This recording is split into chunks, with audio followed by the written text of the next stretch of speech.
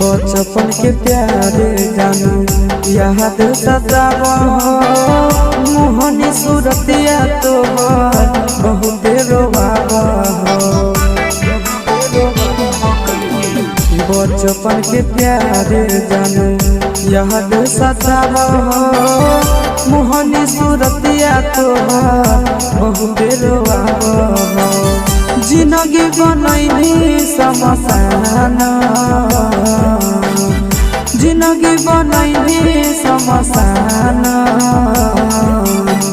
पगला पगला कहानी पगले बनाई छोड़ी ससुराल चली गे पगला पगला कहानी पगले बनाई छोड़ी ससुराल